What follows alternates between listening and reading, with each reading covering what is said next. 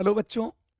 तो अपना जो लास्ट वीडियो बना था कि इम्पोर्टेंट सब टॉपिक फॉर नीट फिजिक्स में 11th वाला पोर्शन, आज बच्चों अपन देखेंगे 12th।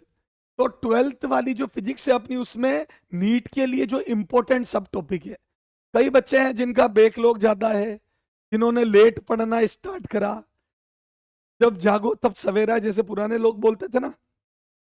तो उन लोगों के लिए जिनको फिजिक्स में बहुत दिक्कत आती है, सर हमारे तो बस 100 नंबर आ जाए तो मजा आ जाए, फिजिक्स में 100 पार करा दो, बाकी बायो केमिस्ट्री में संभाल लेंगे। सर बैकलॉग ज्यादा है तो कैसे करें सर, क्या पढ़ें, कम समय है तो क्या पढ़ें क्या छोड़े। तो बेटा वो सारा आपको मैं बता देता हूं। तो 12th के जो इंपॉर्टेंट सब टॉपिक है, तो एक एक करके टॉपिक की बात करते हैं अपन। तो 12th में टोटल अपने बेटा ये जो 7-8 टॉपिक तो अपने हो गए फर्स्ट बुक के, है ना, ईएम वेव तक। और बेटा ये 6 टॉपिक हो गए सेकेंड बुक के, तो टोटल 14 टॉपिक है अपने पास। तो 14 टॉपिक को एक एक लाइन से देखते हैं, इनमें कौन से इंपॉर्टेंट सब टॉपिक है जिनको तगड़ी निगाहों से पढ़ना है। तो जब आप बैकलॉग क्लियर करो या कुछ भी काम करो तो इन पर ज्यादा ध्यान देना, इन सब टॉपिक पर। ठीक है, चलो आ जाओ।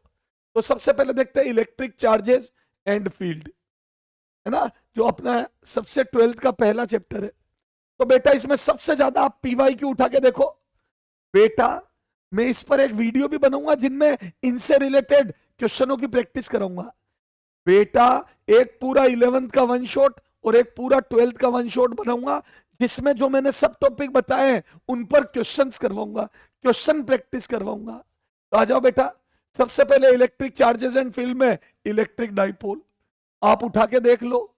इस पूरे चैप्टर में प्रॉपर्टी ऑफ चार्ज वगैरह उतना नहीं पूछते जितना इलेक्ट्रिक डाइपोल पूछते हैं बेटा। अगर समय है तो पूरा पढ़ो, बाकी इलेक्ट्रिक डाइपोल को ढंग से देखो बेटा। मैं ये नहीं कह रहा हूं टॉपिक छोड़ दो, यही करो, नहीं, ये ज्यादा पूछा जाता है इलेक्ट्रिक डाइपोल की वजह से। ई यूनिफॉर्म इलेक्ट्रिक फील्ड में इलेक्ट्रिक डाइपोल पर टॉर्क एनर्जी, तो E due to dipole E axis पर, ई पर इक्विटोरियल परपेंडिकुलर टू एक्सिस पर।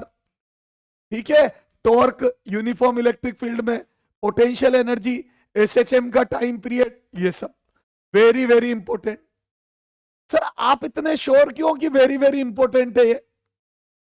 याद है एक्सिस पे डबल होता है, याद है इनका रेशियो 2:1 होता है, ये नेगेटिव होता है, याद है उल्टी डायरेक्शन में होता है, पी के अपोजिट होता है, ये सब क्वेश्चन पूछते हैं।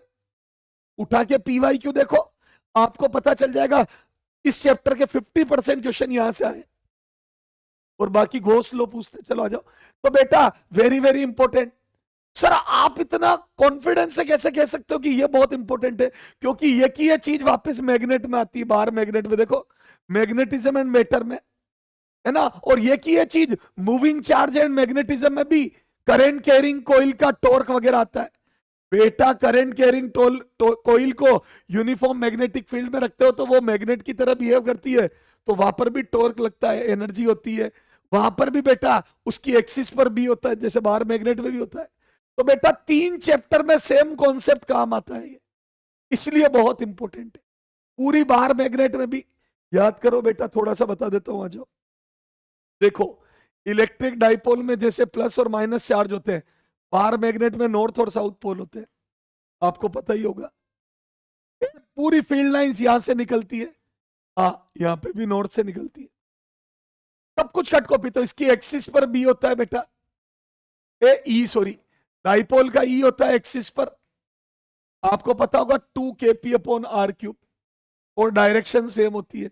वैसे इसकी एक्सिस पर बी होता है बेटा, बी एक्सिस। तो बेटा 2 k की जगह μ0/4 पाई, पी की जगह m/r³। Ditto same to same. ए चाचा के लड़के हैं दोनों, दोनों चचेरे भाई हैं। ऐसे ही परपेंडिकुलर टू एक्सिस यहां आता है kp/r³, ये परपेंडिकुलर टू एक्सिस। यहां पे आता है बेटा μ0/4 पाई m/r³।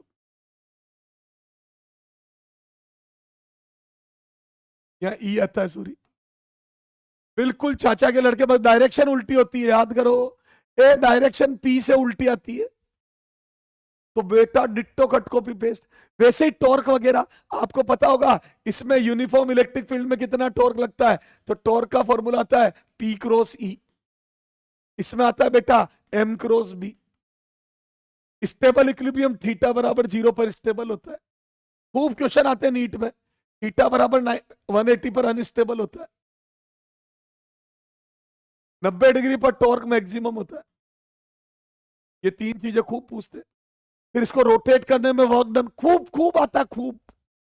तो बेटा सब टॉपिक में इलेक्ट्रोस्टेट में इलेक्ट्रिक डाइपोल को हर तरीके से देख लेना।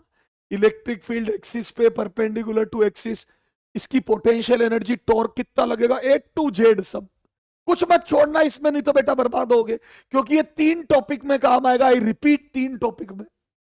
गॉस लॉ बेटा आपको पता ही है गॉस लॉ की इंपॉर्टेंस कितनी है। इसमें बेटा अंदर का चार्ज गिनना है, कभी क्यूब के सेंटर पे चार्ज रख देंगे तो पूरी सरफेस से पूछेंगे तो Q अपॉन एप्सिलॉन नॉट, है ना। कभी एक फेस से पूछेंगे तो Q/6 एप्सिलॉन नॉट, है ना। कभी कॉर्नर पे रख देंगे, कभी फेस पे, तो बेटा खूब क्वेश्चन आते हैं। कभी रोड पास करा देंगे इसमें से, सब बता रखा है बेटा। तो बेटा Gauss law and its application देख लेना।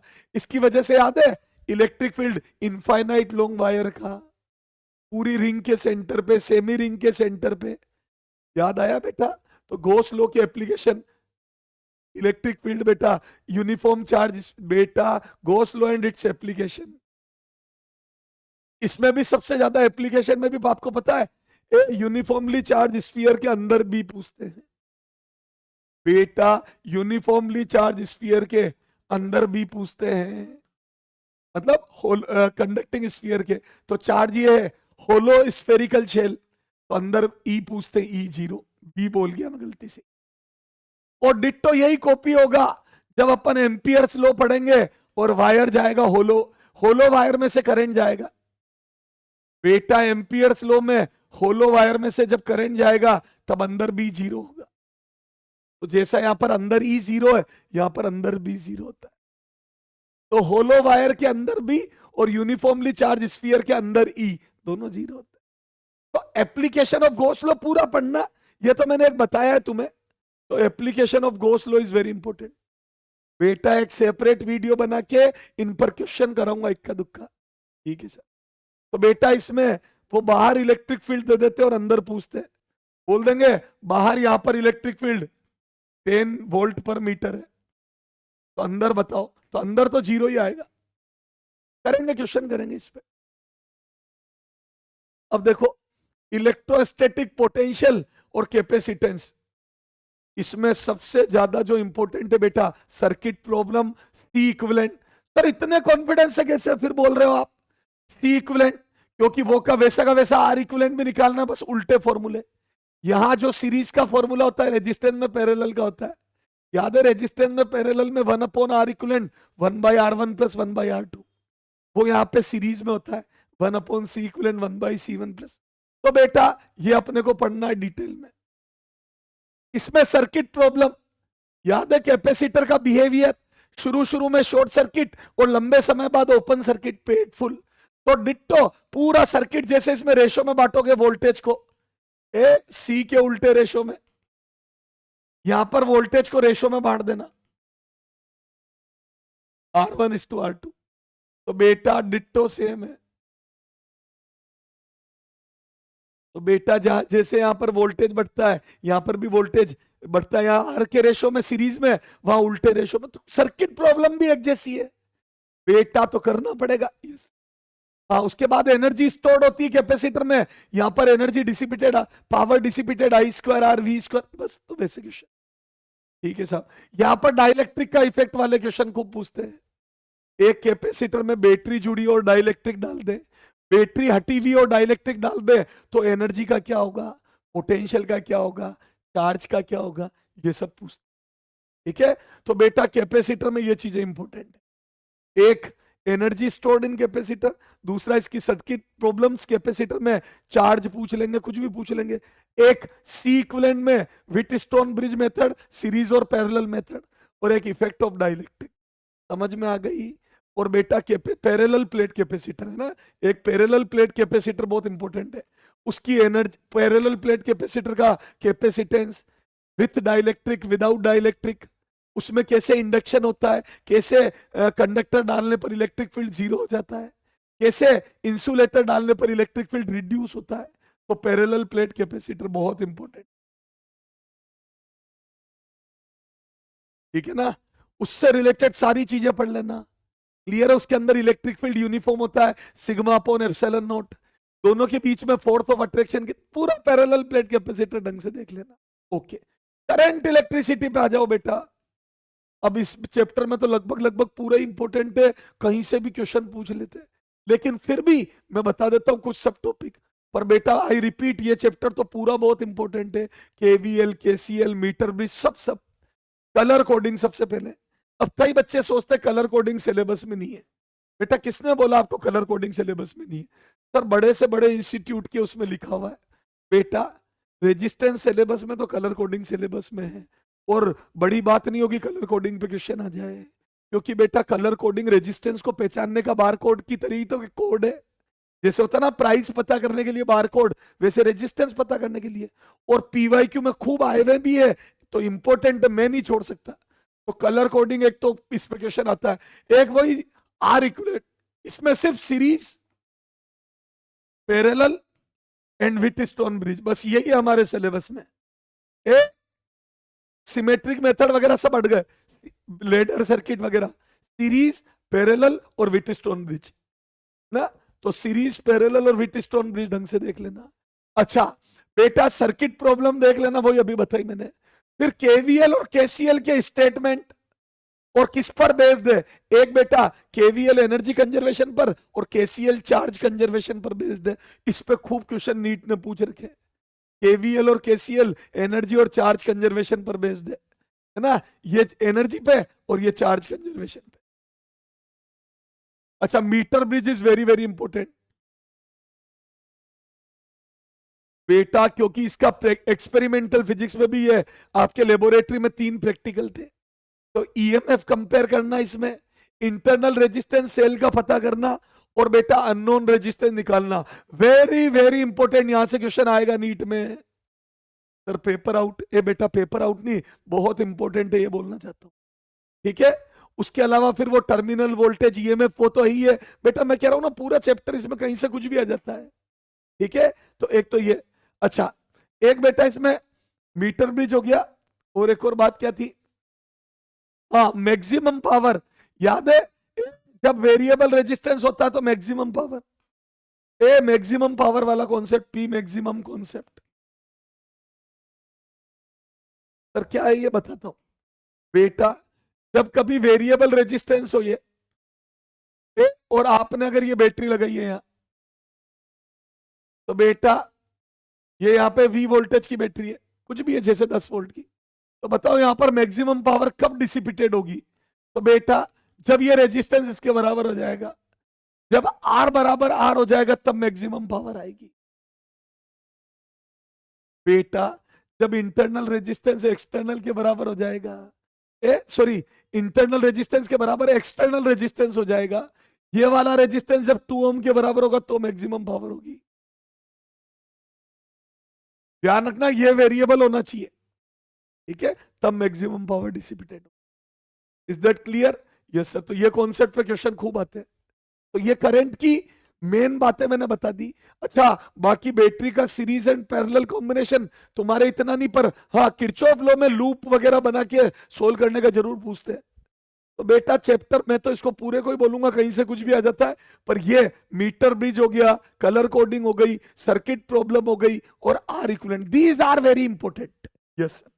Moving charge and magnetism, moving charge and magnetism में बेटा फोर्स ऑन मूविंग चार्ज सबसे ज्यादा नीट में यही पूछते हैं। इसमें सर क्या क्या पूछते हैं? इसमें एक तो पाथ पूछ लेते हैं, ए पाथ, सर कैसे बताता हूं, जैसे देखो वो बोल देंगे इधर मैग्नेटिक फील्ड है, अब अगर चार्ज को इधर ही फेंक दिया तो बताओ इस पे फोर्स कितना लगेगा? 0।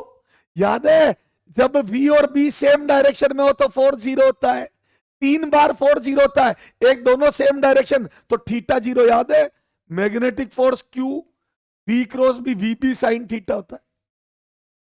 तो बेटा थीटा 0 पर 4 0 होता है एक तो, दोनों सेम डायरेक्शन में तो 4 0। एक अगर चार्ज रेस्ट पे हो तो 4 0 होता है, याद है? एक चार्ज रुका हुआ हो रेस्ट पे हो तो 4 0 होता है। रेस्ट पे रखे चार्ज पर मैग्नेटिक फील्ड कोई फोर्स नहीं लगाता। और एक बेटा वेलोसिटी 0 हो गई, एक चार्ज खुद 0, जैसे न्यूट्रॉन को फेंक दो, बेटा इधर मैग्नेटिक फील्ड है और न्यूट्रॉन को इधर फेंक दो, तब भी कोई फोर्स नहीं लगता, क्योंकि न्यूट्रॉन इस पे कोई फोर्स नहीं लगाता 4 0। तो न्यूट्रॉन पे कोई फोर्स नहीं लगता। चार्ज अगर रेस्ट पे तो कोई फोर्स नहीं लगता। थीटा 0 दोनों सेम डायरेक्शन में तो कोई फोर्स नहीं लगता। तो पाथ पूछते तो स्ट्रेट लाइन, स्ट्रेट लाइन, इधर जाएगा तो स्ट्रेट लाइन, यू जाएगा न्यूट्रॉन है तो स्ट्रेट लाइन। तो बेटा बहुत इंपॉर्टेंट है, इस पे कम से कम नीट में 5-7 PYQ आ चुके हैं, कम से कम बता रहा हूं मैं। इस पे सर, इस पे मूविंग चार्ज एंड मैग्नेटिज्म में फोर्स ऑन चार्ज, उसमें भी 0 वाला ज्यादा पूछते हैं। अच्छा, अब बेटा एक और इस पे क्वेश्चन ये आता है बहुत ज्यादा, देखो बेटा क्यू वी क्रॉस बी, देखो बेटा इधर V है, इधर B है, तो बेटा जब V क्रॉस B करोगे तो आउट ऑफ पेपर आ जाएगा मैग्नेटिक फोर्स, क्योंकि आपको पता है magnetic force Q V cross B होता है। तो बेटा मैग्नेटिक जब भी क्रॉस प्रोडक्ट होता है, बेटा दो वेक्टर का क्रॉस प्रोडक्ट होता है तो वो आउट ऑफ पेपर चला जाता है, बेटा आउट ऑफ पेपर चला जाता है। तो बेटा Q V cross B out of paper चला गया तो दोनों के परपेंडिकुलर होगा। क्या ये समझ आ गई? तो दोनों से डॉट प्रोडक्ट 0 बनाएगा। तो क्या मैं बोल दूं एफ मैग्नेटिक बी के भी परपेंडिकुलर होगा और एफ मैग्नेटिक बी के भी परपेंडिकुलर होगा। अब इन दोनों में से ये वेक्टर देखे एक अननोन रख के उसकी वैल्यू पूछ लेते, तो बेटा यहां से बोल दूं ए डॉट प्रोडक्ट 0 हो जाएगा। इस पे खूब क्वेश्चन आते हैं नीट में। ये की यही चीज अपन ने टॉर्क में भी पढ़ी थी, रोटेशनल मोशन में टॉर्क में भी होता है, याद है? टॉर्क बराबर आर क्रॉस एफ होता है, टॉर्क बराबर आर क्रॉस एफ होता है, तो आर और एफ के परपेंडिकुलर, ये देखो तो टॉर्क इधर आ जाता है, तो बेटा वो इसके भी परपेंडिकुलर होता है और इसके भी परपेंडिकुलर, टॉर्क दोनों के परपेंडिकुलर होता है, तो दोनों से डॉट प्रोडक्ट 0। तो टॉर्क का आर से भी डॉट प्रोडक्ट 0, टॉर्क का एफ से भी dot product 0। Is that clear? तो बेटा मैग्नेटिक फोर्स का वी से भी डॉट प्रोडक्ट 0 होता है और बी से भी डॉट प्रोडक्ट। क्या ये समझ आ गया बेटा? तो ये बहुत इंपॉर्टेंट है। अब इसमें बेटा वो कई बार क्या करते हैं एफ और वी दे देते हैं, बेटा बोल देंगे एक चार्ज पर मैग्नेटिक फोर्स लग रहा है एक्स आई कैप प्लस 3j कैप, है ना, ये मैग्नेटिक फोर्स दे देंगे और बोलेंगे चार्ज की वेलोसिटी इतनी थी, और पूछ लेंगे एक्स की वैल्यू बताओ, तो बेटा डॉट प्रोडक्ट 0 कर दो दोनों का। बेटा चार्ज की वेलोसिटी और मैग्नेटिक फोर्स दिया हुआ चार्ज पे, तो वेलोसिटी के तो परपेंडिकुलर ही आएगा फोर्स, फोर्स तो परपेंडिकुलर ही होगा, डॉट प्रोडक्ट 0 कर दो, कर दो, दोनों का डॉट प्रोडक्ट 0 करोगे तो जैसे ही डॉट प्रोडक्ट करोगे 2x माइनस 12 बराबर 0, x बराबर 6। ऐसे क्वेश्चन आते नीट में। बेटा इन तीनों में से दो चीज दे देगा, उसमें से एक मैग्नेटिक फोर्स या एक्सेलरेशन भी दे देते हैं कई बार, चार्ज का एक्सेलरेशन, तो एक्सेलरेशन और फोर्स तो सेम डायरेक्शन में होते हैं, तो बेटा डॉट प्रोडक्ट 0 करवा दे, खत्म। Yes sir. तो बेटा ये सारी बात हो गई। तो बेटा ये मैग्नेटिक फोर्स पे क्वेश्चन खूब आते हैं, डॉट प्रोडक्ट 0 करने वाले मैग्नेटिक फोर्स पे क्वेश्चन, तो फोर्स परपेंडिकुलर होता है, ठीक है साहब। 0 कब कब होता है फोर्स, मैक्सिमम कब कब होता है, इस पे क्वेश्चन। अच्छा, मोशन आता है एक तो परपेंडिकुलर टू बी, अगर चार्ज बी के परपेंडिकुलर है तो मोशन सर्कुलर होता है, याद करो। तो बेटा सर्कुलर हेलिकल पे खूब क्वेश्चन आते हैं, जैसे ये बी परपेंडिकुलर है, ए बी अंदर की तरफ है और चार्ज को इधर फेंका तो सर्कल बनाएगा, इस पर खूब क्वेश्चन आता है। सर्कल, इसके खूब रेडियस, सर्कल की रेडियस पे खूब क्वेश्चन आते हैं, mv अपॉन क्यू बी।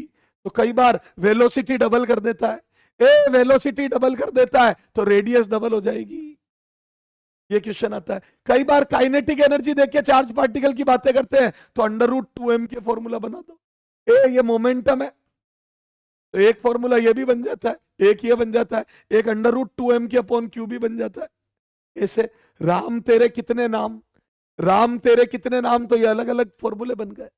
अब कभी कंपेयर कराते हैं प्रोटॉन में अल्फा पार्टिकल में, तो बेटा प्रोटॉन और अल्फा पार्टिकल में तो उनके मास के हिसाब से कर देना। तो ऐसे बेटा कंपैरिजन चलता है। Is that clear? तो इस टाइप के बेटा डिफरेंट डिफरेंट सारे हिसाब किताब होते हैं। हेलो साहब। तो बेटा एक तो ये आता है motion of charge particle perpendicular to B, तो मोशन परपेंडिकुलर टू बी। एक एम्पियर्स लॉ, इस पे सबसे ज्यादा क्वेश्चन, सबसे इंपॉर्टेंट एम्पियर्स लॉ। सर इतना कॉन्फिडेंस कैसे? क्योंकि मैंने बताया था जैसे गॉस लॉ में क्वेश्चन बनते हैं वैसे एम्पियर्स लॉ में, और उसमें भी सोलेनोइड, और ये बहुत इंपॉर्टेंट है बेटा। इसके अंदर एक तो सोलेनोइड और एक बेटा hollow wire, a hollow and solid wire, a hollow and solid wire.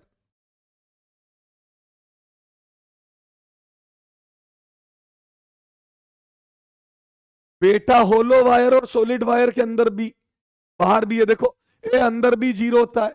तो बेटा इसके भी ग्राफ बनते हैं ऐसे, खूब क्वेश्चन आते हैं। ए ये होलो का, सॉलिड में लीनियरली होता है अंदर, और यही गॉस लॉ के भी ग्राफ है।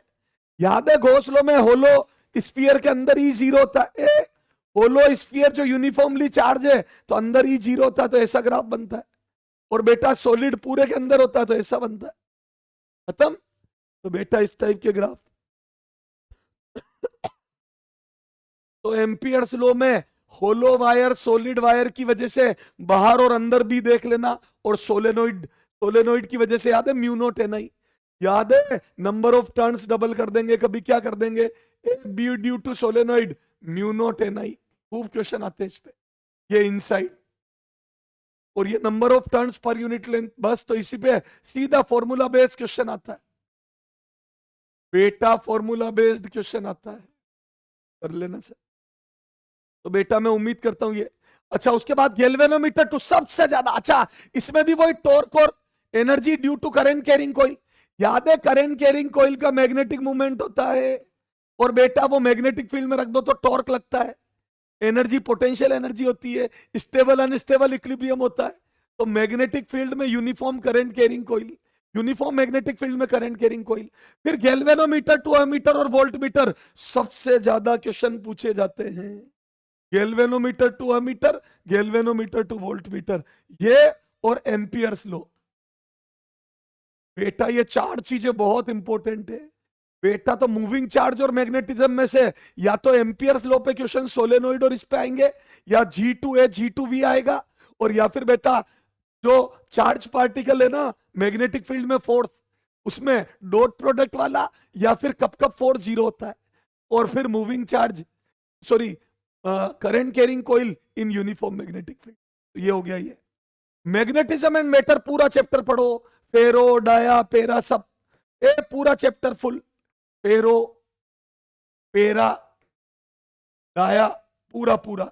एक तो ये, इसमें बार मैग्नेट को काटना, याद है बार मैग्नेट की कटिंग, यू कट कर दो, यू कट कर दो बार मैग्नेट को। बार मैग्नेट की वजह से बी एक्सिस पर वही वही सब कुछ ऐसा ही, जैसे इलेक्ट्रिक डाइपोल था, a magnetic dipole, electric field यहाँ, मैग्नेटिक फील्ड यहाँ, मैग्नेटिक फील्ड यहाँ, फिर यूनिफॉर्म मैग्नेटिक फील्ड में टॉर्क वगैरह सब सब सब सब।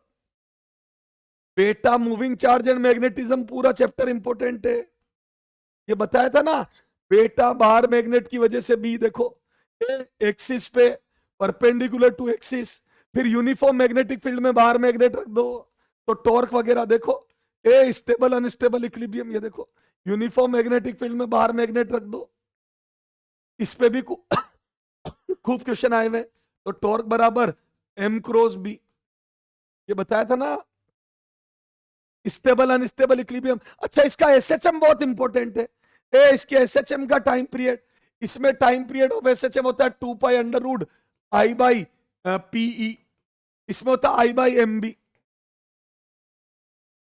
ये बहुत इंपॉर्टेंट है बेटा, इस पे खूब क्वेश्चन आए हैं नीट में। तो बेटा ये बार मैग्नेट का पूरा बीई, तो बेटा ये इंपॉर्टेंट इसीलिए हो जाता है पूरा चैप्टर क्योंकि पूरा इलेक्ट्रिक डाइपोल की तरह है। पूरा इलेक्ट्रिक डाइपोल बार मैग्नेट, इधर field lines, electric field lines, इधर मैग्नेटिक फील्ड लाइंस, दो एक दूसरे को इंटरसेक्ट कभी नहीं कर सकती है ना, ये क्लोज लूप नहीं बनाती, पर बाहर मैग्नेट में क्लोज लूप बनता है, मैग्नेट के अंदर भी लाइंस होती है। ठीक है, तो बार मैग्नेट के अंदर भी लाइंस होती है, पर ये कभी क्लोज लूप नहीं बनाती। तो ऐसे करके बेटा पूरा ये सारा कट कॉपी पेस्ट। अच्छा, फेरो पैराडाया, याद है डोमेन अलाइंड होते हैं, इसमें बेटा थोड़े अलाइंड होते हैं, इसमें थोड़े से एटम अलाइंड होते हैं, इसके एटम का जीरो होता है, उल्टा अलाइंड हो जाता है ना। तो ये बहुत इंपॉर्टेंट, ससेप्टेबिलिटी वगैरह, क्यूरीज लो, क्यूरीज टेम्परेचर, ये पूरा चैप्टर इंपॉर्टेंट है बेटा। ये तो पूरा पढ़ लो, सीधे नंबर देगा, एक लेक्चर का चैप्टर है, 2 घंटे में कंप्लीट हो जाएगा।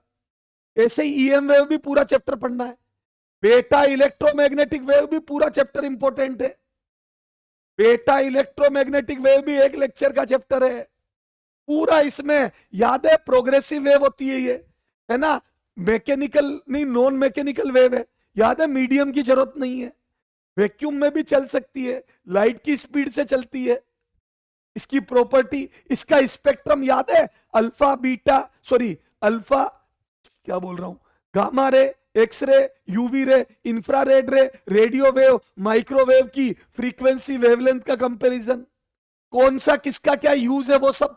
एनर्जी इलेक्ट्रिक और मैग्नेटिक फील्ड में सेम सेम होती है, इसकी टोटल एनर्जी, इंटेंसिटी सब देखना बेटा। सारी चीजें पूछी हुई है, याद है, इलेक्ट्रिक और मैग्नेटिक फील्ड में सेम सेम एनर्जी होती है, डिस्प्लेसमेंट करंट और कंडक्शन करंट सेम होता है, याद है, मैक्सवेल एम्पियर्स लो, तो ये epsilon naught d phi E by d t होता है। फिर एम्पियर मैक्सवेल लो, सब सब सब पूरा चैप्टर याद है। मैक्सवेल ने एम्पियर लो को गलत बता के मॉडिफाइड किया था और बोला था कि भैया mu naught into I C plus I D आएगा। पूरा चैप्टर देखना है बेटा ये, तो ये दोनों पूरे चैप्टर देखो, ठीक है साहब। ईएमआई, तो ईएमआई में फेराडेज लो, लेंज लो, तो ईएमआई में देखो, ईएमआई में फेराडेज लो, आपको पता है d phi by d t, याद है, इसमें सीधा फ्लक्स देके डिफरेंशिएट करना है और बेटा किसी टाइम पर ईएमएफ निकालना है। तो ज्यादातर तो पूछते हैं 8 सेकेंड, या कई बार पूछ लेते बेटा एवरेज ईएमएफ इन 2 सेकेंड, तो बेटा कई बार एवरेज तो 5 माइनस 5 अपॉन डेल टी करना पड़ेगा। तो एवरेज पूछे तो डेल फाई फ्लक्स में चेंज अपॉन टाइम इंटरवल कर देना, और इंस्टेंटेनियस पूछे तो डिफरेंशिएट करके टी रख देना। तो फेराडेज लो और लेंज लो, लेंज लो में डायरेक्शन एक कोइल के पास बाहर मैग्नेट आ रही है, तो याद है नॉर्थ पास आ रहा है तो इधर नॉर्थ बन जाएगा, और नॉर्थ मतलब एंटी क्लॉकवाइज। एन लिख के एरो लगा दो बेटा, एन लिख के एरो लगा दो तो एंटी क्लॉकवाइज करंट आ जाएगा। तो नॉर्थ अगर पास आ रहा है तो इधर भी नॉर्थ बन के रिपेल करेगा, और वो पूछेंगे बताओ इस मैग्नेट का क्या होगा, धीरे होना चाहेगी, फोर्थ लगेगा, धीरे होना चाहेगी। तो बेटा इस टाइप के लेंज लो पर बढ़िया क्वेश्चन बनाऊंगा, एक सेपरेट वीडियो जिसमें हर टाइप का एक एक क्वेश्चन करा दूंगा, वन शॉट बना दूंगा, पूरा 11th का, पूरा 12th का। अच्छा, सोलेनोइड का सेल्फ इंडक्टेंस, तो सेल्फ और म्यूचुअल इंडक्टेंस में सबसे इंपॉर्टेंट है सोलेनोइड का सेल्फ इंडक्टेंस बेटा, इस पे खूब क्वेश्चन आते हैं। ये होता है बेटा ए सोलेनोइड का सेल्फ इंडक्शन, ये होता है एल बराबर mu not N square by L into area, cross sectional area pi R square, ये सोलेनोइड का सेल्फ इंडक्टेंस। क्लियर है? तो बेटा वो पूछते हैं अगर लेंथ कांस्टेंट रखकर, इसको कांस्टेंट रखकर नंबर ऑफ टर्न्स डबल कर दूं तो सोलेनोइड कितना 4L हो जाएगा, ये खूब क्वेश्चन आता है। अगर सोलेनोइड के टर्न्स को छेड़ोगे तो सेल्फ इंडक्टेंस छिड़ेगा, टर्न्स डबल कर दोगे तो सेल्फ इंडक्टेंस 4 टाइम्स हो जाएगा। समझ गए? वो बोल देंगे 200 मिली हेनरी है जब टर्न्स 100 है, अगर टर्न्स को 200 कर दूं तो बताओ, तो बेटा ये डबल कर दिए तो बेटा 4 गुना हो जाएगा 800 मिली हेनरी। खत्म। कई बार बोलेगा टर्न्स वही रख के लेंथ बढ़ा दूं तो सेल्फ इंडक्टेंस आधा हो जाएगा, देखो एल नीचे आ रहा है। खत्म सर। तो सोलेनोइड का self inductance is very important. फिर वही circuit problem, A behaviour of L in circuit, तो जैसे कैपेसिटर शुरू में शॉर्ट सर्किट हो जाता था, याद है कैपेसिटर शुरू में शॉर्ट सर्किट, ये शुरू में ओपन रहता है। याद है पार्क में खेलने जाते हो तो दादाजी जो घूम रहे होते हैं वहां पर बूढ़े लोग विरोध करते हैं आपका, जब आप खेलना चालू करते हो मना कर देते यहां मत खेलो हमारे लग जाएगी। तो इंडक्टर वो ये चेंजेस का अपोज करता है। तो बेटा पार्क में जैसे ही तुम खेलने जाते हो या खेलने की कोशिश करते हो, बूढ़े अंकल चेंजेस का अपोज करते हैं कि हम नहीं खेलने देंगे। वो इंडक्टर है बूढ़े अंकल। तो बेटा सर्किट प्रॉब्लम, सर एक आधी बता दो ना सर, ताकि हमें समझ आए कैसे। ये देखो, जैसे अपन ने बैटरी लगाई और की ऑन करी, तो वो पूछते की ऑन करने के बाद देखो, ए 10 वोल्ट 2 ओम, बोल देंगे की ऑन करते ही करंट 0। की ऑन करने के जस्ट बाद, ऑन करने के जस्ट बाद तो ओपन सर्किट होता है, बूढ़े अंकल विरोध करेंगे, L D I by d T, uncle का विरोध L D I by d T. तो बेटा जस्ट बाद करंट 0 होगा, जस्ट बाद करंट 0 होगा, ठीक है। तो बेटा और लंबे समय बाद, लॉन्ग टाइम, ऑन करने के लॉन्ग टाइम बाद, लॉन्ग टाइम बाद तो ये शॉर्ट सर्किट हो जाता है। तो बेटा शुरू में ओपन सर्किट हो जाता है और लंबे समय बाद शॉर्ट सर्किट। फिर तुम नहीं मानते तो बूढ़े अंकल कहते जो करना है जो करो, तुम धीरे धीरे केच, फिर अंकल सोचते बार बार क्या डांटे, भाड़ में जान दो, करे जो करने दो। तो फाइनली करे जो करने दो वाली सिचुएशन आ जाती है। तो बेटा करंट 5 एम्पियर आ जाएगा। ये शॉर्ट सर्किट 10/2, तो 10/2 5 एम्पियर करंट आ जाएगा, खत्म। जो करे जो करने दो, भाड़ में जाने दो। Yes sir, is that clear? तो ये बिहेवियर, ऐसे कैपेसिटर उल्टा काम करता है सर। कैसे? कैपेसिटर तो शुरू में शॉर्ट सर्किट हो जाता है बेटा, कैपेसिटर तो शुरू में शॉर्ट सर्किट हो जाता है की ऑन करने के तुरंत बाद। तो कहता वाह यार जाओ, क्योंकि कैपेसिटर खुद चार्ज, रंग दे मुझे, रंग दे मुझे, रंग दे, तो खुद रंगना चाहता है तो होली के रंग से। तो बैटरी रंगती है, ये रंग कहता है रंग दो मुझे, तो करंट फ्लो होगा शुरू में। तो शुरू में करंट आ जाएगा बेटा 5 एम्पियर, और फिर घटते घटते 0। सर 0 क्यों? क्योंकि फाइनली कैपेसिटर फुल चार्ज होकर ओपन सर्किट हो जाता है। तो लंबे समय बाद कैपेसिटर ओपन सर्किट होता है जब फुल चार्ज हो जाता है। तो बेटा ये जब फुल चार्ज हो जाएगा तो ओपन सर्किट और करंट 0 कर देगा। और इस पे चार्ज पूछे तो सीवी, पूरा वोल्टेज यहां 10 वोल्ट आ जाएगा। तो बेटा 2 × 10 20 माइक्रोकुला। बेटा अभी मैं जल्दी में समझा रहा हूं सारी बात, फिर अपन एक अलग सेपरेट वीडियो बना लेंगे। तो सर समझ आ गया। तो कैपेसिटर बेटा बिहेवियर ऑफ एल, वहां पर बिहेवियर ऑफ सी, कैपेसिटर का बिहेवियर सर्किट में, यहां पर एल का बिहेवियर सर्किट में, ठीक है सर। फिर बेटा ट्रांसफार्मर, सबसे ज्यादा इंपॉर्टेंट ट्रांसफार्मर, याद है इसमें, और इसके लॉसेस। ट्रांसफार्मर और इसके लॉसेस वेरी इंपॉर्टेंट।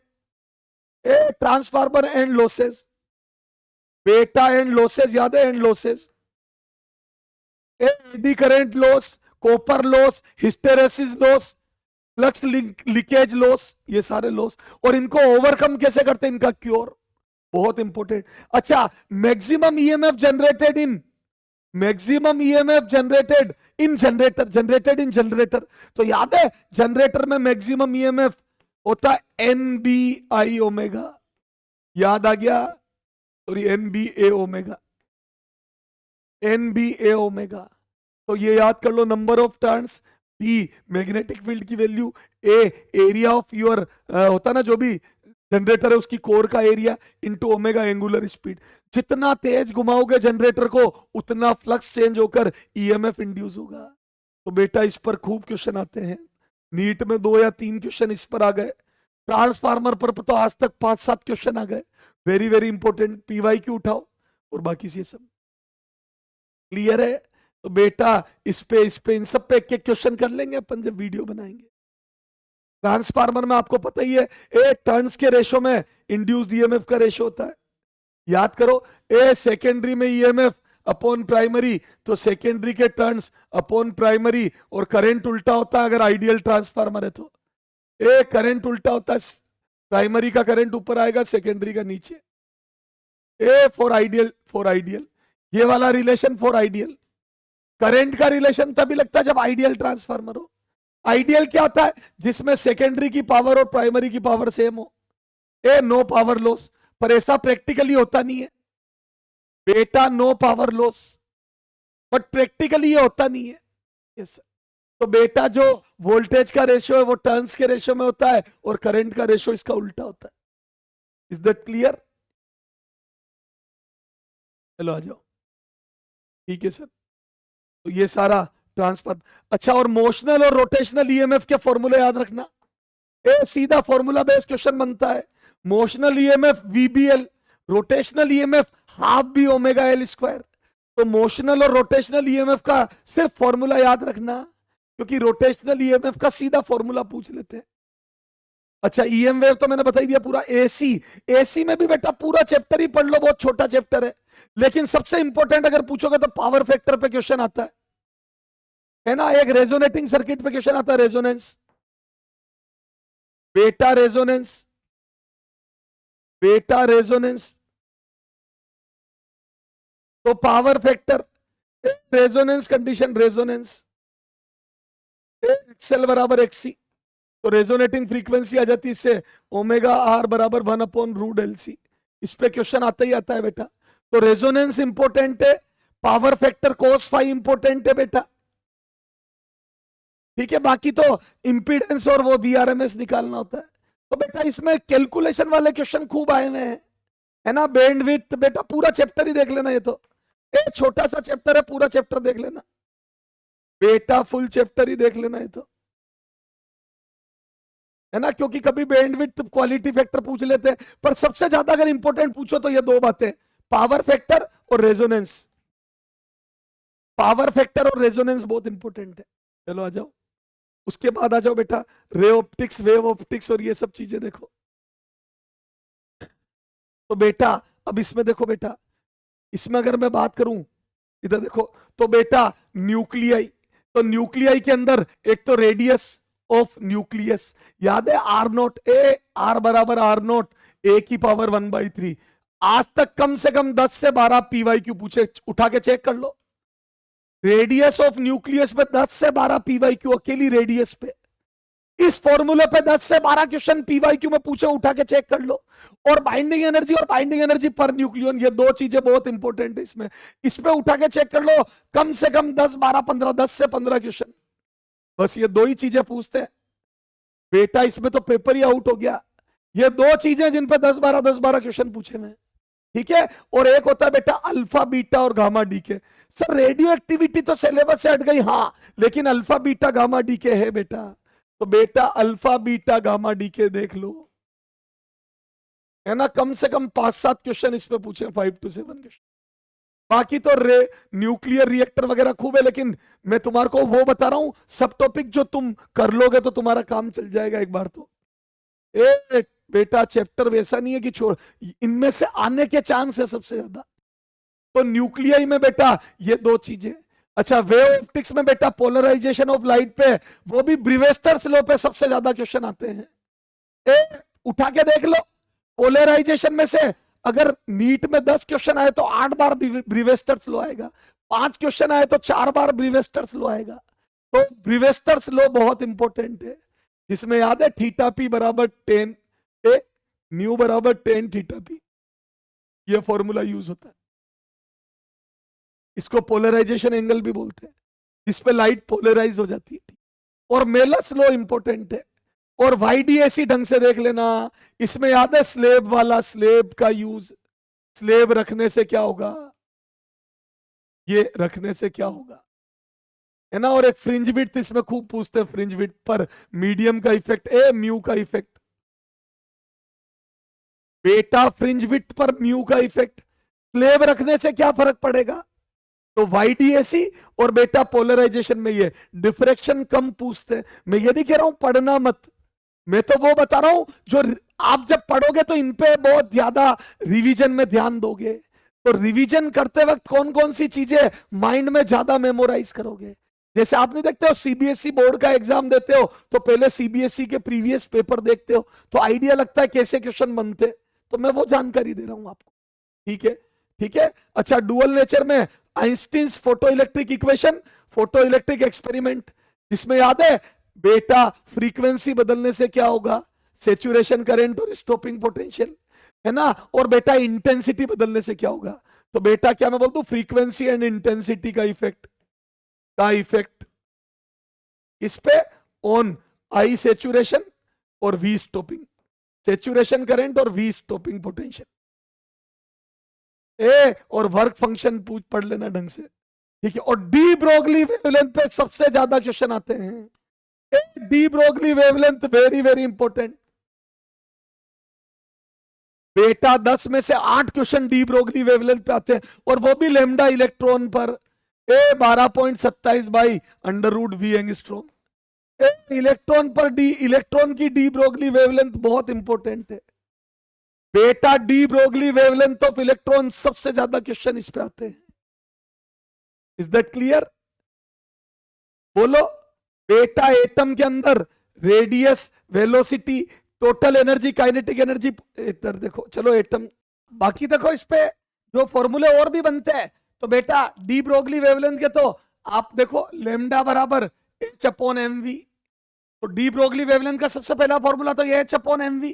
तो याद है कभी इस पे क्वेश्चन, कभी इसको बस वही कबड्डी कबड्डी, जैसे रेडियस में खेली थी ना कबड्डी कबड्डी, वैसे इसमें भी कबड्डी कबड्डी खेल लो। H upon under root 2m के, ये एक और कबड्डी हो जाती है जिसमें बेटा काइनेटिक एनर्जी रख दो, ठीक है। तो बेटा जब काइनेटिक एनर्जी सेम दे दे, जैसे बोलते हैं प्रोटॉन और अल्फा पार्टिकल है, उनकी डी ब्रोगली वेवलेंथ का रेशो सेम बताओ, और क्या चीज देंगे, दोनों सेम काइनेटिक एनर्जी से जा रहे हो। तो बेटा अगर दोनों सेम काइनेटिक एनर्जी से मूव कर रहे हैं, बेटा दोनों की काइनेटिक एनर्जी सेम दे दी, तो ये फॉर्मूला यूज कर लो, काइनेटिक एनर्जी कट जाएगी। इसमें फिर वेलोसिटी निकालोगे, किडनी फेल हो जाएगी। कई बार बोलते हैं मोमेंटम सेम है, दोनों के मोमेंटम सेम है, तो इसको पी लिख दो, ये मोमेंटम का फॉर्मूला बन। कई बार बोलते हैं दोनों की वेलोसिटी सेम है, तो बेटा इसको एम भी लिख दो, तो बेटा ये फॉर्मूला बन जाएगा लेमडा बराबर एच अपॉन एम वी। तो जैसा देश वैसा भेस, तभी बेटा वेलोसिटी सेम दे देंगे दोनों की, तो ये फॉर्मूला लगा दो, तो एम जिसका ज्यादा उसकी कम आएगी, जिसका एम ज्यादा उसकी डी ब्रोगली वेवलेंथ कम आएगी।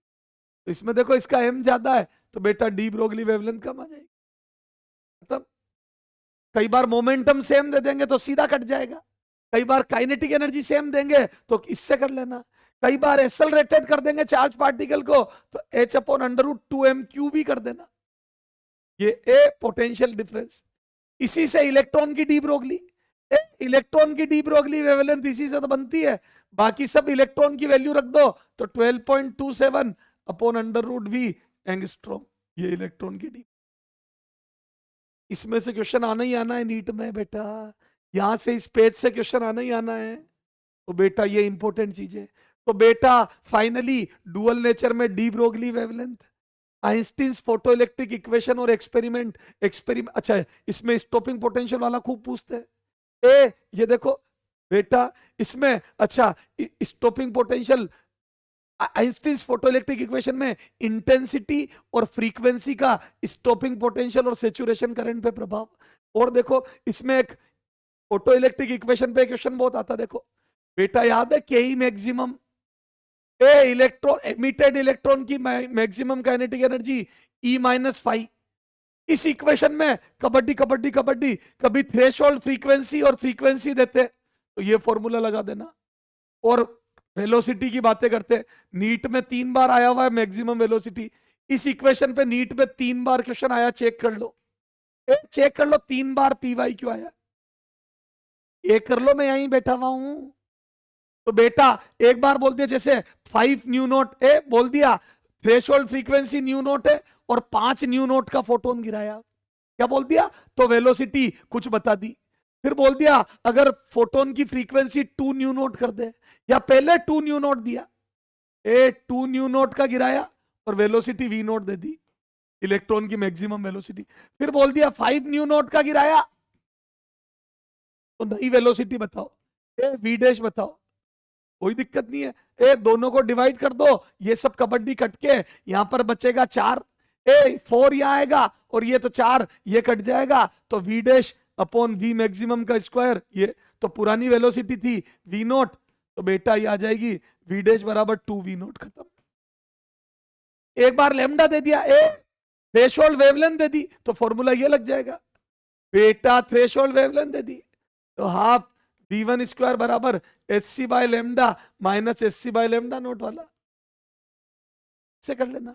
तो जैसा देश वैसा भेस। पहले उन्होंने बोल दिया थ्रेशोल्ड वेवलेंथ ये है और फोटोन की वेवलेंथ लेमडा नोट बाई 2 दे दिया, बाई 4 दे दी, तो ऐसे करते रहना। तो बेटा इस आइंस्टीन फोटो इलेक्ट्रिक इक्वेशन पे खूब क्वेश्चन आते हैं।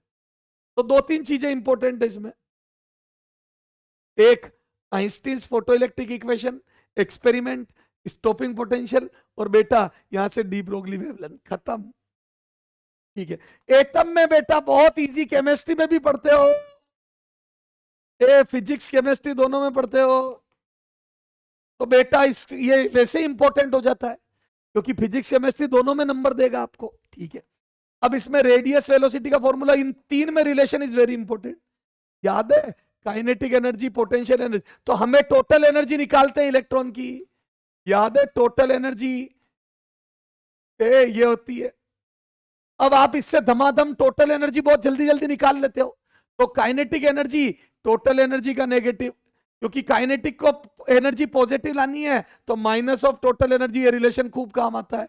पोटेंशियल एनर्जी डबल होती है। तो बेटा यहां से क्वेश्चन खूब आते हैं। यहां से कम 10 पीवाई क्यों आ गए? चेक कर लो 10 पीवाई क्यों आ गए, आज तक पूछे जा चुके हैं, आप उठा के चेक कर लो। तो इससे पता पड़ता है कि आप एटम में बस इस पे क्वेश्चन खूब करो, एनर्जी से रिलेटेड क्वेश्चन खूब करो। इलेक्ट्रॉन की हाइड्रोजन एटम में फर्स्ट ऑर्बिट में एनर्जी, तो यहां पर हाइड्रोजन एटम में Z1 N1 रखोगे तो टोटल एनर्जी -13.6 आ जाएगी। अब वो पूछते हैं काइनेटिक एनर्जी, तो +13.6। काइनेटिक एनर्जी में टोटल एनर्जी का माइनस हटा दो या एक माइनस और लगा दो, तो minus minus +13.6। Potential energy double हो जाएगी। पोटेंशियल एनर्जी इसका टोटल का डबल, माइनस में आएगी, टोटल का डबल -27.2 इलेक्ट्रॉन। तो बेटा हाइड्रोजन एटम की फर्स्ट ऑर्बिट पे टोटल एनर्जी इतनी, ये रहा फॉर्मूला। तो Z1 N1 उससे काइनेटिक और पोटेंशियल भी निकल जाएगी। काइनेटिक इसी को प्लस कर दो, पोटेंशियल इसको डबल कर दो। अच्छा, बाइंडिंग एनर्जी पूछते हैं, तो बेटा ये नेगेटिव बताता है, इतने से बंधा हुआ उधारी है, इलेक्ट्रॉन पर इतने एनर्जी की उधारी है, तुम इतना प्लस दे दो तो उससे मुक्त हो जाएगा। बाइंडिंग एनर्जी मतलब कितने से बंधा हुआ है, तो 13.6 से बंधा हुआ है। आयोनाइजेशन एनर्जी बताओ, हाइड्रोजन एटम का आयन बनाना है तो क्या करूं, इतनी एनर्जी दे दो, तो आयोनाइजेशन एनर्जी भी इतनी हो जाएगी 13.6। आयन बनाने के लिए कितनी एनर्जी चाहिए, खत्म।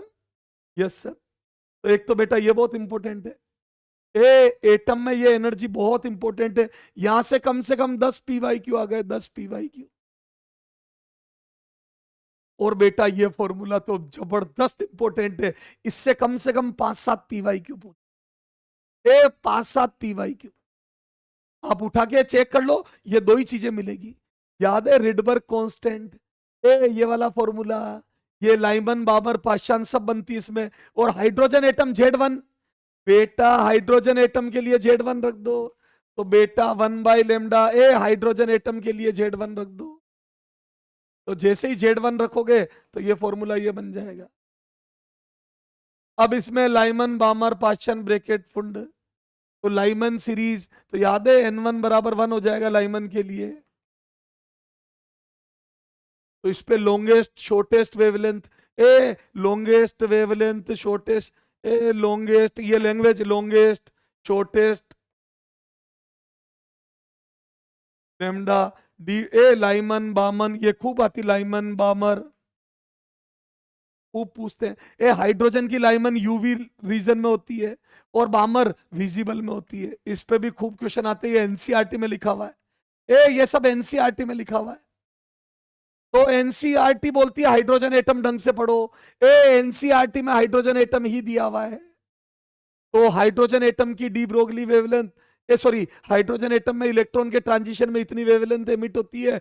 इसमें आप मेनली लाइमन बामर को ध्यान से देखो, उनकी लॉन्गेस्ट और शॉर्टेस्ट को ढंग से देखो। और लाइमन यूवी में होती है और बामर विजिबल में होती है। हाइड्रोजन की बामर दिखाई देती है, हाइड्रोजन की लाइमन यूवी किरणें निकालती है। और लॉन्गेस्ट और शॉर्टेस्ट वेवलेंथ का अच्छा नॉलेज ले लो, यहां से क्वेश्चन आता है। 5-7 बार नीट में पूछा जा चुका है। तो मैं उम्मीद करता हूं सेमीकंडक्टर में लॉजिक गेट कर लो, एक क्वेश्चन कंफर्म आता है। आप पीवाई क्यू उठा दो लगभग हर साल, हर साल आता है, हर साल एक पीवाई क्यू, हर साल बेटा एक क्वेश्चन हर साल आता है, हर साल। मतलब आप पिछले 25 साल के पेपर उठा लो, मुझे नहीं लगता कोई साल ऐसा रहा होगा जब क्वेश्चन नहीं आया। इसका लॉजिक गेट का आप समझ लो, 25 साल के पेपर उठाओगे तो कम से कम 22 से 23 क्वेश्चन हर साल, मतलब हर साल एक क्वेश्चन, 22 से 23 क्वेश्चन मिल जाएंगे। पिछले 25 साल के पेपर में 22 से 23 पीवाई क्यू इसके मिल जाएंगे। मतलब कोई इक्का दुक्का साल होगा जब छूटा होगा। तो आप तो ये मान लो एक क्वेश्चन कंफर्म है, लॉजिक गेट से एक क्वेश्चन कंफर्म है। आपको एक्स और एक्स नोर गेट नहीं पढ़ना है बेटा, इसमें से एक्स और एक्स नोर गेट सिलेबस से हट गया। क्रिस्टल क्लियर सिलेबस में लिख रखा है, वो नहीं है सिलेबस में। और पीएन जंक्शन डायोड तक इधर पढ़ लो, P type N type PN junction diode, और उसमें भी बायसिंग, पीएन जंक्शन डायोड की बायसिंग कम से कम 7 से 8 पीवाईक्यू पूछ लिए, 7-8 बार पूछा है, 7-8 पीवाईक्यू पूछ चुके हैं।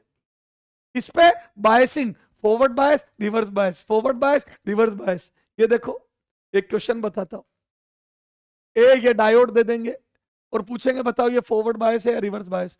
ये 3 वोल्ट दे दिया, ये 2 वोल्ट दे दिया, तो बोल दूं ये देखो ये हायर पोटेंशियल है, ये हायर पोटेंशियल पे अगर पी होता है और एन लोअर पोटेंशियल पे होता है तो फॉरवर्ड बायस होता है। पी मतलब पॉजिटिव, तो अगर पी हायर पोटेंशियल पे तो फॉरवर्ड बायस है, खत्म, करंट फ्लो होगा। तो इसकी सर्किट प्रॉब्लम भी आती है, कैसे? डायोड को फॉरवर्ड बायस में लगा के करंट पूछ लेते हैं, बहुत इजी।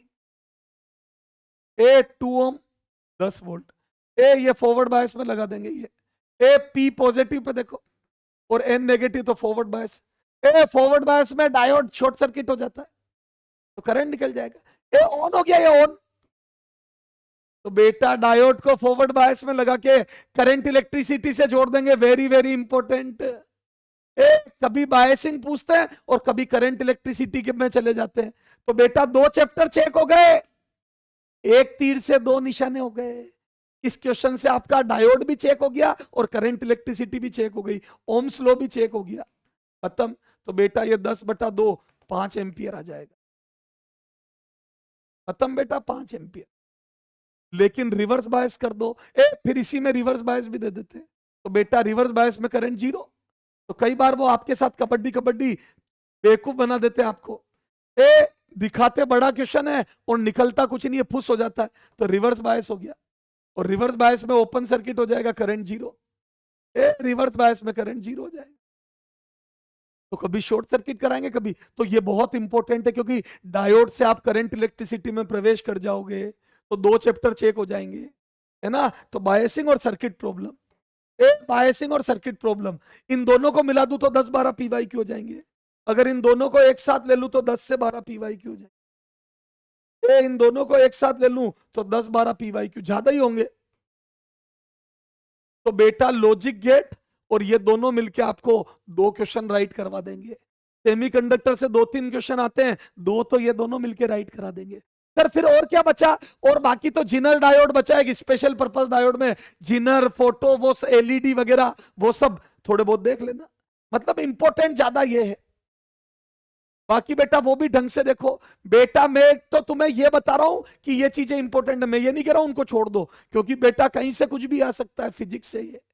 पर हाँ, रिवीजन में इनको ज्यादा निगाहों से देखना, इनको थोड़ा घूर घूर के देखना। याद है, जो काम की चीज है उसको घूर घूर के देखो। मेरा मतलब वो नहीं है, मैं फिजिक्स की बात कर रहा हूँ, सब्जेक्ट की बात कर रहा हूँ, तो काम की चीज घूर। तो बेटा ये 2 चीजें। बाकी स्पेशल पर्पस डायोड में आपके पास जिनर डायोड है, एलईडी है ना। एलईडी में गैलियम आर्सेनाइड और गैलियम आर्सेनाइड फास्फाइड को यूज करते हैं, ठीक है। जिनर डायोड को रिवर्स बायस में यूज करते हैं अपन, जिसका अपन वोल्टेज स्टेबलाइजर की तरह यूज करते हैं, है ना। फोटो डायोड से, याद है, फोटो डायोड से अपन फोटोन एलईडी तो लाइट एमिट करता है, फोटो डायोड पे फोटोन गिराते हैं, इंटेंसिटी मेजर करते हैं, रिवर्स बायस में काम में लेते हैं, है ना। और एक फोटोवोल्टिक सेल सोलर सेल होता है, ठीक है, जो खुद लाइट प्रोड्यूस करता है। लाइट एनर्जी को इलेक्ट्रिकल एनर्जी में कन्वर्ट करता है, खुद इलेक्ट्रिसिटी पैदा करता है, लाइट एनर्जी को इलेक्ट्रिकल एनर्जी में कन्वर्ट करता है। कौन? फोटोवोल्टिक सेल, है ना। लाइट प्रोड्यूस नहीं करता है, लाइट एनर्जी को इलेक्ट्रिसिटी में कन्वर्ट करता है। ठीक है साहब, वेव ऑप्टिक्स का सर बता ही दिया। अब आओ रे ऑप्टिक्स। तो रे ऑप्टिक्स बेटा बहुत लंबा चैप्टर है और इसका वेटेज 3 क्वेश्चनों के करीब का है। पर बेटा ये करोगे जितने ये सारे कर दोगे, अकेला रे ऑप्टिक्स करोगे जितने ये सब हो जाएंगे। और बेटा ये तीनों मिलके 10 क्वेश्चन, ये चारों मिलके 10 से 12 क्वेश्चन का वेटेज है। 10 to 12 क्वेश्चन आते हैं यहां से। 40 नंबर के ये तीनों चैप्टर, चारों चैप्टर है। सेमीकंडक्टर और मॉडर्न फिजिक्स मिला के आपको लगभग 40-45 नंबर देती है फिजिक्स में। इतना सा पोर्शन जो कि बहुत छोटा भी है।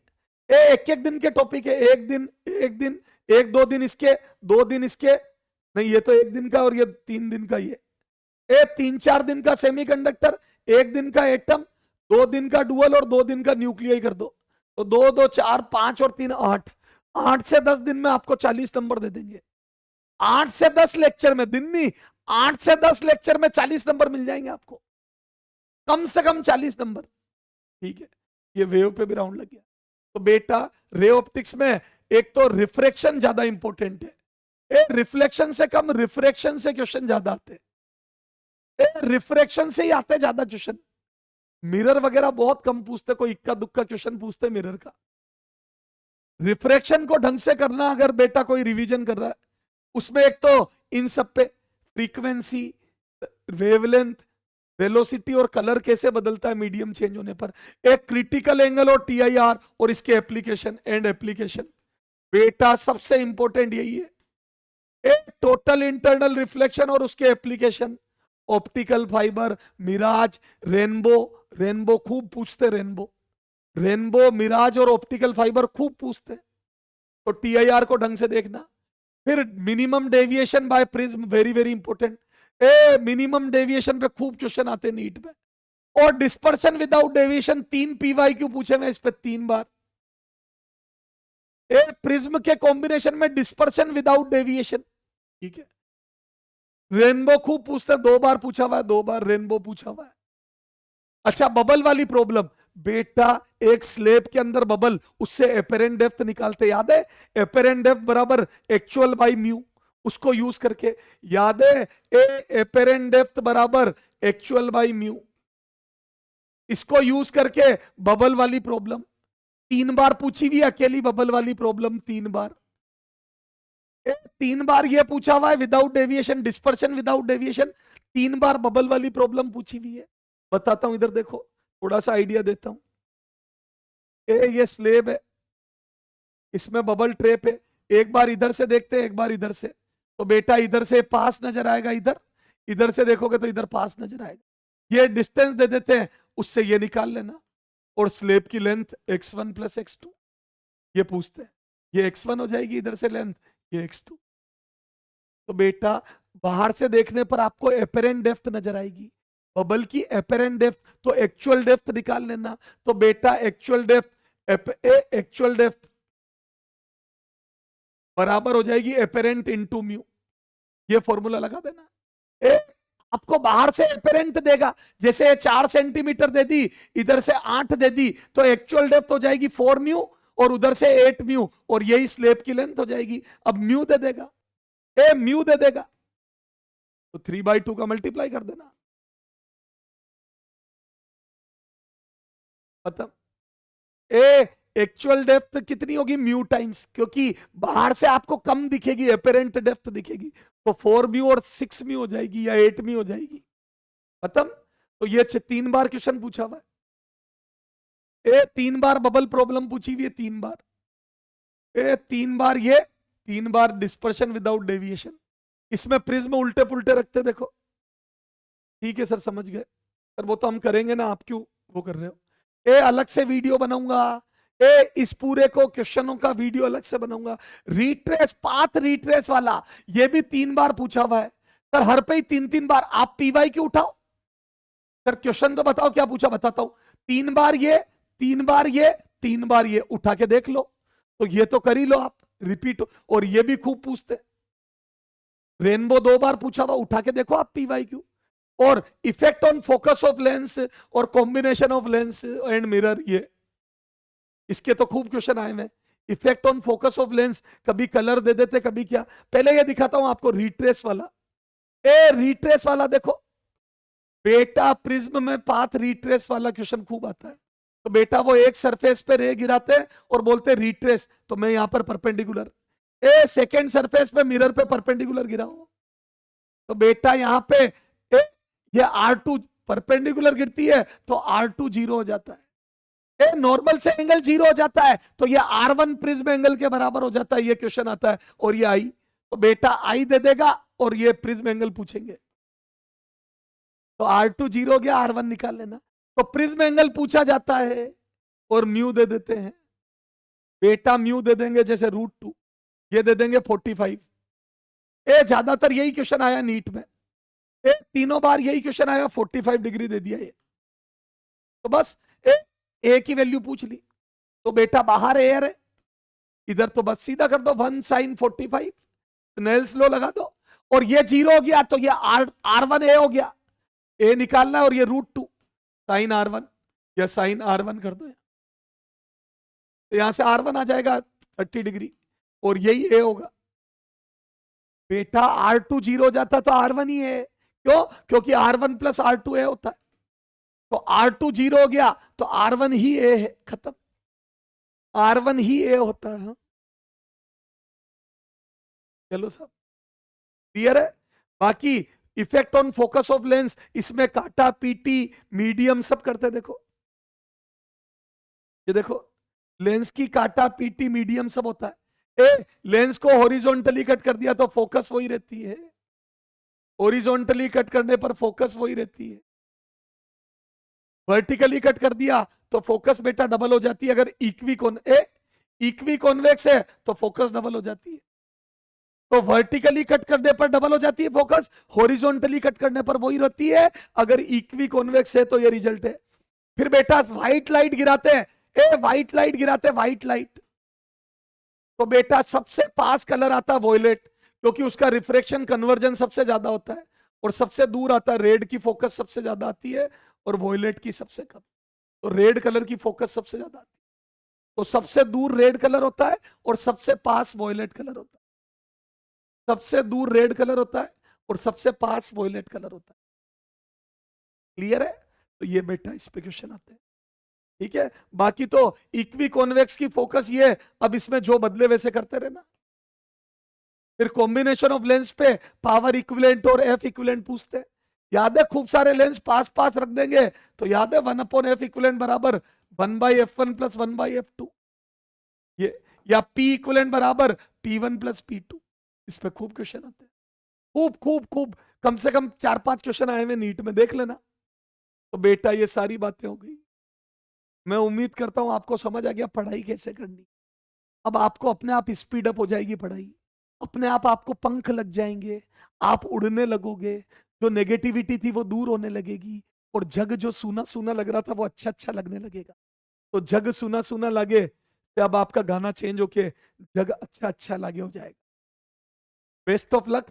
बहुत जल्दी बेटा वन शॉट लाऊंगा मैं, पूरी 11th का एक और पूरी 12th का एक, जो सब टॉपिक जो नीट में पूछे जाते हैं उसमें से बेटा मैं गारंटी ले रहा हूं आपके 25 से 30 क्वेश्चन, यानी कि 100 नंबर तो एज इट इज आ जाएंगे।